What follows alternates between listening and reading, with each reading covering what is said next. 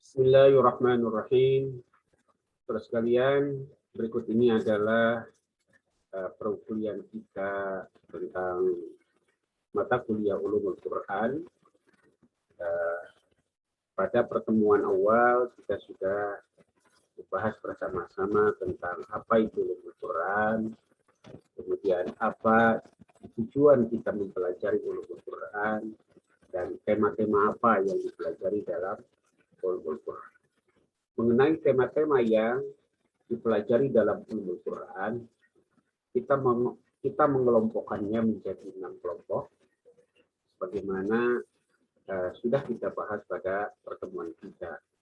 Yakni pertama adalah Al-Quran dari segi penurunannya, dan ini membahas tentang kapan Al-Quran mulai diturunkan dan seperti apa cara penurunannya, apa sebab-sebab penurunannya, kemudian ada yang penurunannya bersifat makiyah dan ada yang sifat madaniyah, dan seterusnya.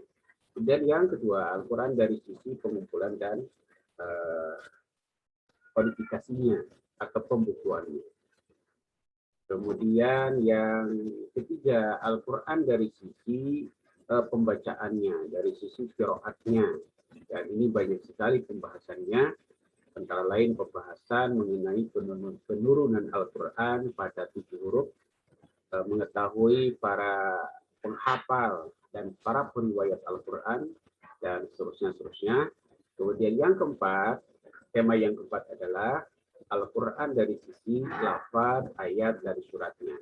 Dan di sini kita akan mendapatkan pembahasan yang sangat luas sekali, misal terkait dengan yang gharib, kemudian yang muharram, kemudian yang majaz, yang musyarak, yang mutaradif, yang mukam, dan mutasyabih. Kemudian yang kelima, Al-Quran dari sisi kemujizatan-nya. Dan di sini pun, saudara sekalian, ini sangat luas pembahasan mengenai kemujizatan Al-Quran. Kemujizatan Al-Quran dari aspek langgamnya atau sistematikanya atau susunannya yang sangat indah, kemudian kemujizatannya dari aspek uslubnya, dari gaya bahasanya yang menawan, dan hal-hal lain. Kemudian yang keenam, Al-Quran dari aspek penafsirannya. Nah, di sini kita membahas banyak hal. Antara lain yang kita bahas adalah qawaidun muhimmatun yahtaju ilaihil mufassir ila ma'rifatiha. Yang pertama adalah yang kita bahas mengenai kaidah-kaidah penting yang dibutuhkan oleh mufassir untuk diketahui. Kemudian mengetahui ma'rifatu tafsirihi wa ta'wilih, pengetahuan tentang penafsirannya dan penakwilannya, wa ma'rifatu diroyah wa riwayah, pengetahuan tentang diroyah dan riwayah, jadi pengelompokan tafsir kepada tafsir diroyah dan tafsir riwayah, wa ma'rifatu syuruti mufassir wa adabihi, pengetahuan atau mengetahui tentang syarat-syarat mufassir dan adab-adab mufassir, wa ma'rifatu gharaib tafsir, kemudian mengetahui atau pengetahuan tentang tafsir-tafsir yang gharib, tafsir-tafsir yang asing, tafsir yang aneh, tafsir yang berbeda dengan tafsir yang lain. Begitupun kita mempelajari tentang ma'rifatu tabaqatil mufassirin, jadi mengetahui pengetahuan tentang tabaqat itu tingkatan-tingkatan mufassir. Kemudian wa ma'rifatu tatawwuri tafsir min waqtin ila waqtin, pengetahuan tentang perkembangan tafsir dari waktu ke waktu, wa ghairu dzalik, dan lain-lain. Nah, itulah tema-tema yang dipelajari di dalam Ulumul Quran. Jadi sangat luas sekali. Tidak cukup waktu sesungguhnya itu kita untuk mempelajari Ulumul Quran itu dalam 1 semester. Ini hanya pengantarnya saja. Jadi kalau kita ingin mempelajarinya lebih dalam, ya kita harus spesifik kuliah atau belajar pada jurusan tafsir Al-Quran atau jurusan tafsir hadis, atau khusus ngambil kajian ulumul Quran. Maka kita akan tuntas mempelajari ulumul Quran ini. Saudara sekalian, Dzakara al-Qadhi Abu Bakar bin Arabi, Al-Qadhi Abu Bakar bin Arabi di kitab Qanun At-Ta'wil, dalam kitabnya Qanun At-Ta'wil, kama naqala Al-Imam Badruddin Muhammad bin Abdullah Al-Jarkasi, sebagaimana dikutip oleh Imam Badruddin Muhammad bin Abdullah Al-Jarkasi. Inna ulumal Qur'ani khamsuna ilman wa arba'atu mi'ah wa sab'atu alafi ilmin wa sab'una alfi ilmin ala adadi kalamillah. Sesungguhnya ulumul Quran itu, ya ini ulumul Quran. Jadi ilmu Al-Quran itu ada 79.450. Jadi ada 79.450 ilmu. Sungguh luar biasa banyaknya sejumlah kalam Al-Quran. Berubah di arba'ah dijadikan menjadi 4. Wa qala ba'dus salaf, sebagian ulama salaf mengatakan id likulli kalimatin dhahirun wa batinun. Sebab setiap kata dari Al-Qur'an itu ada dohirnya, ada batinnya. Jadi ada mana yang sifatnya dohir, ada mana yang sifatnya batin. Wa haddun wa maqta'. Jadi ada yang haddun dan maqta'. Haddun itu ada batasan, maqta' itu ada yang sifatnya itu bagian atau divisi atau porsi. Jadi ada yang yang bersifat batasan, kemudian ada sifatnya porsi bagian. Atau bagian itu berarti kan segmen. Jadi ada sifatnya segmen. Ada yang sudah menjadi sebuah kepastian, tetapi ada yang merupakan sesuatu yang merupakan segmen atau bagian. Jadi itulah sebabnya maka ilmu Al-Quran itu sangat banyak. Jadi setiap kata ada yang terlihatnya, ada yang tidak terlihatnya. Kemudian ada yang ada batasannya, kemudian ada yang merupakan terpotongnya atau tempat-tempat yang yang merupakan divisi, yang merupakan bagian. Waqala, kemudian beliau juga mengatakan wa ummu ulumil Quran salasah. Induknya ulumul Quran itu 3. Jadi waqala wa ummu ulumil Qur'ani salasatu aqsamin. Induknya ilmu Al-Quran itu 3. Ini induknya. Jadi kalau dari 79.450 itu jika kita kelompokkan, maka itu akan menjadi 3 bagian penting. Yang pertama tauhid, yang kedua tadzkir, yang ketiga ahkam. Jadi tauhidun wa tadzkirun wa ahkamun. Yang terkait dengan tauhid, yang terkait dengan tadzkir atau peringatan, dan yang terkait dengan hukum. At-tauhidu tadkhulu fihi ma'rifatul makhluqat.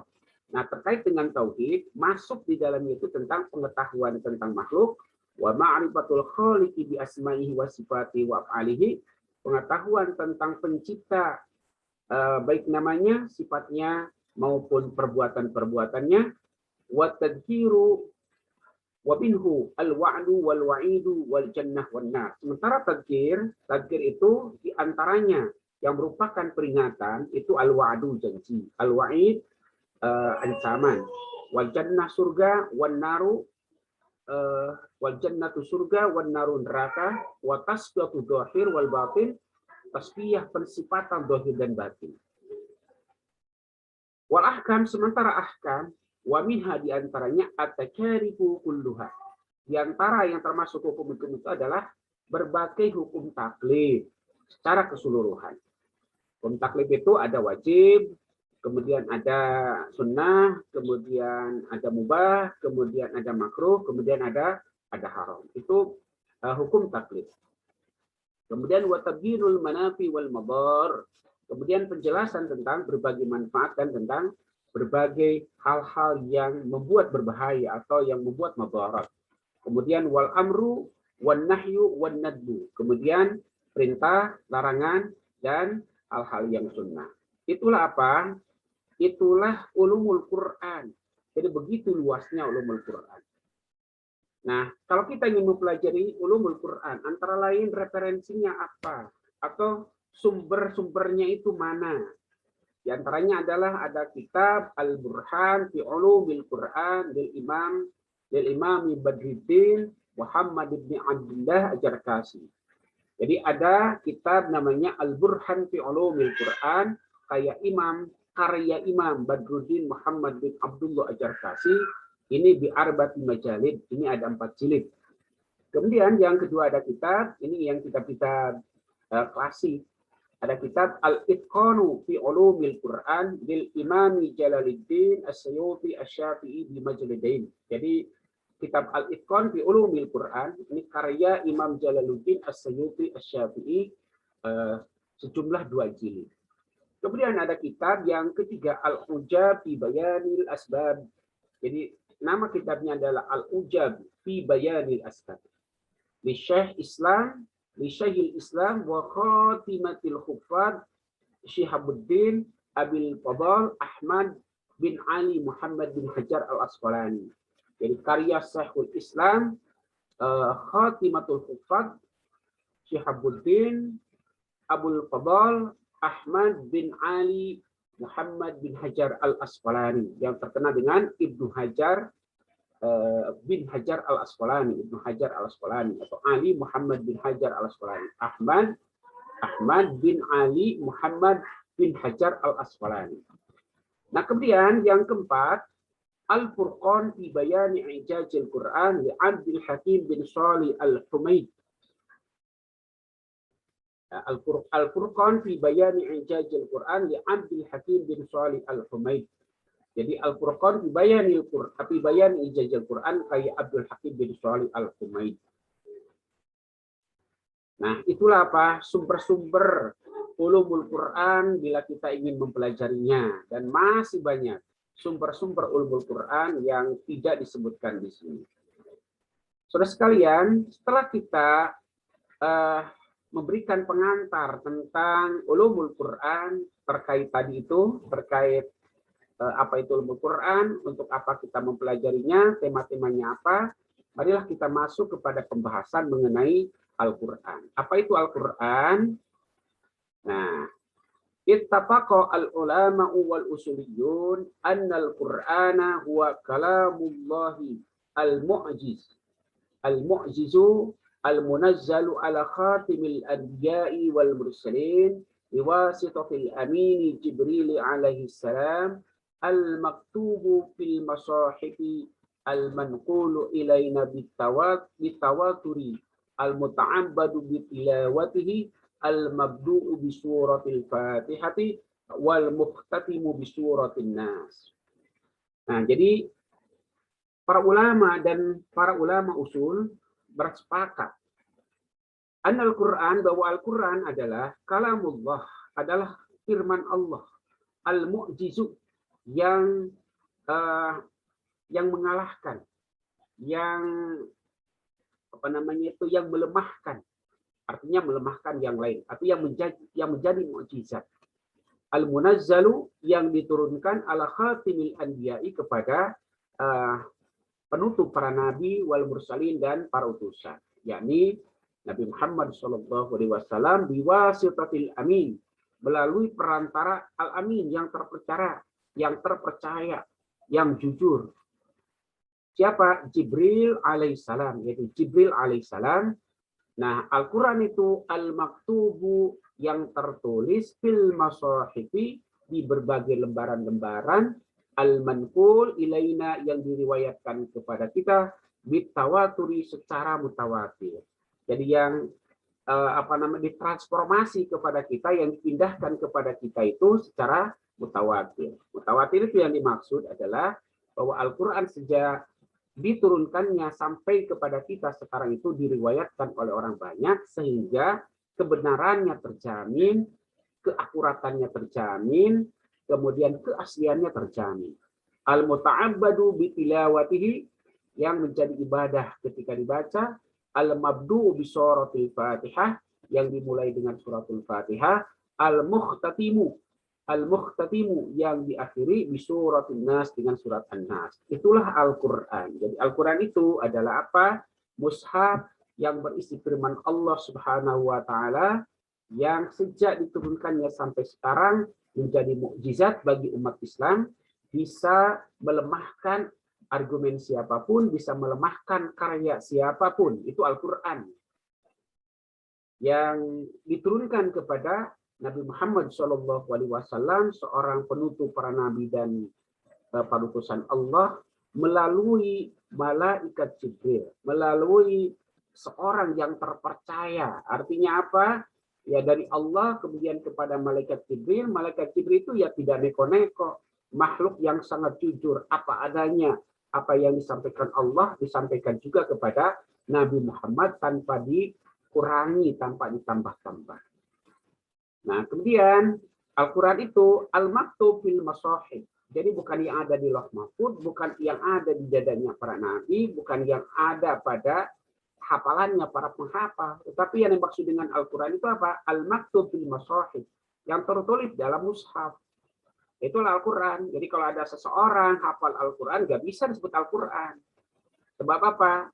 Yaitu adanya pada hafalannya. Ya, Al-Quran adalah yang apa? Yang ada pada mushaf, yang tertulis, yang disampaikan kepada kita tadi itu secara apa? Secara mutawatir. Artinya apa?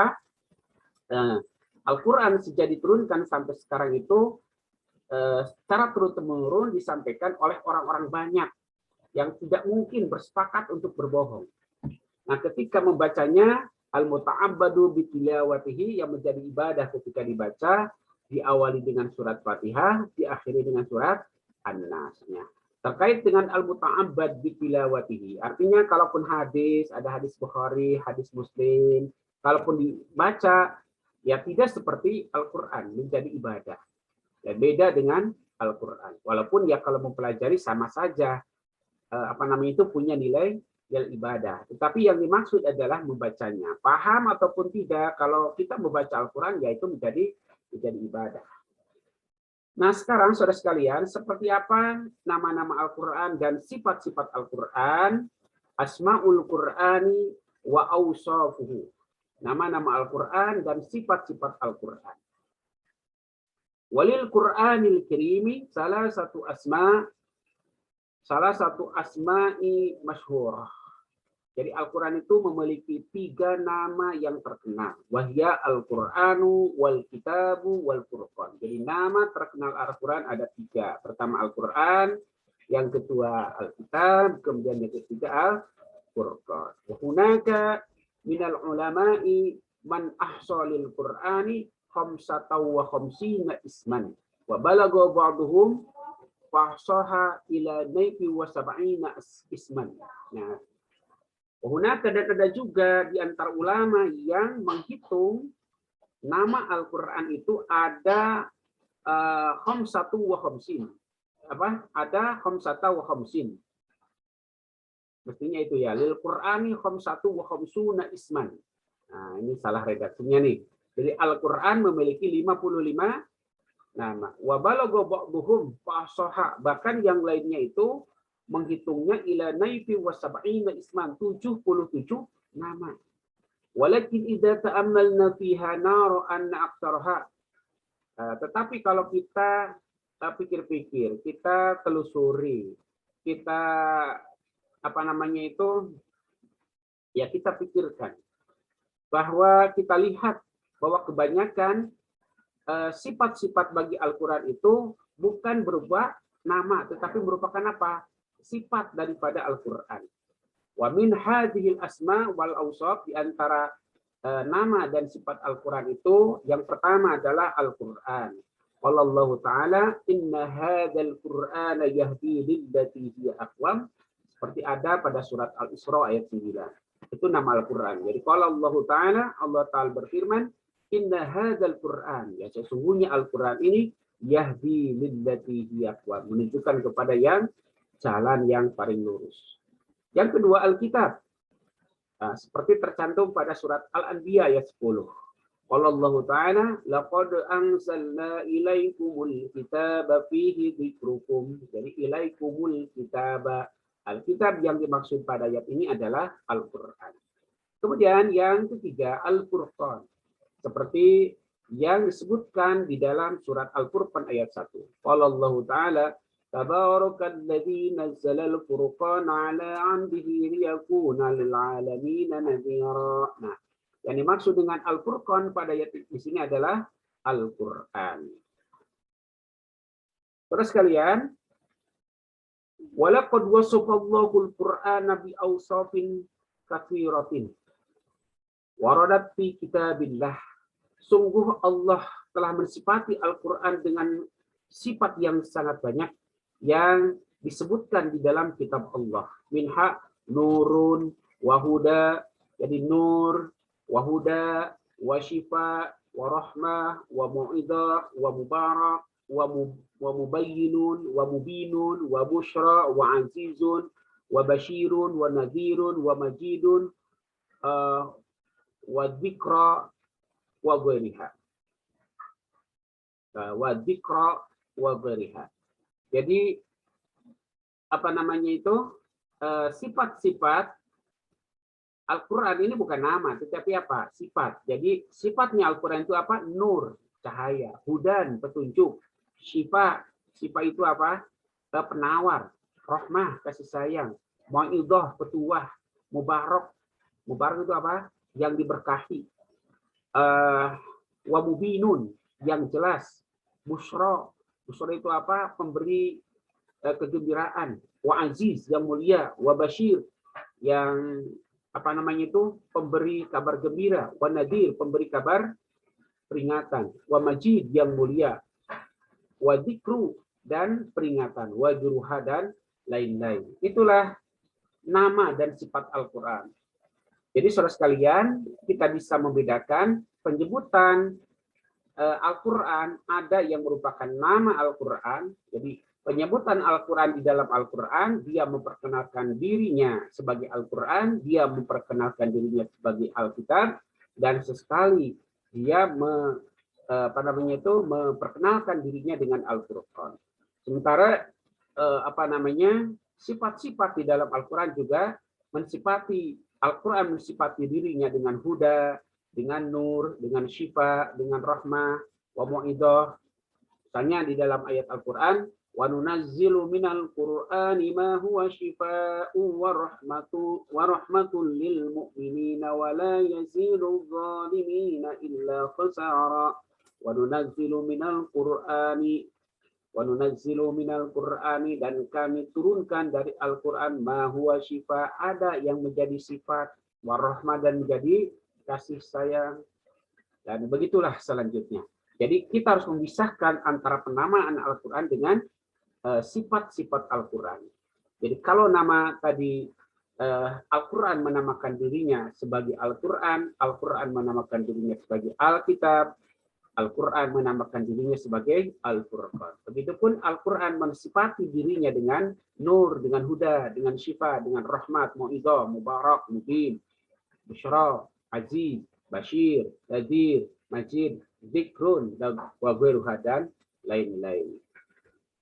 Itulah saudara sekalian ulumul Quran pada pertemuan hari ini. Semoga bermanfaat bagi kita semua dan menambahkan keyakinan kita terhadap arti dari kebenaran Al-Quran, sehingga kita mendapatkan syafaat dari Al-Quran.